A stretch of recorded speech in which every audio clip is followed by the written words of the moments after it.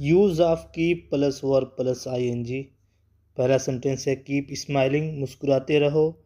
दूसरा सेंटेंस है keep reading your books, अपनी किताबें पढ़ते रहो। तीसरा सेंटेंस है कीप थिंकिंग अबाउट दिस, इसके बारे में सोचते रहो। चौथा सेंटेंस है कीप ट्राइंग, कोशिश करते रहो। पांचवा सेंटेंस है कीप प्लेइंग फुटबॉल, फुटबॉल खेलते रहो। छठा सेंटेंस है कीप डूइंग हार्ड वर्क, मेहनत करते रहो। सातवां सेंटेंस है कीप वॉकिंग स्ट्रेट, सीधे चलते रहो। आठवां सेंटेंस है कीप हेल्पिंग पुअर, गरीबों की मदद करते रहो। नवा सेंटेंस है keep talking to each other, एक दूसरे से बातें करते रहो।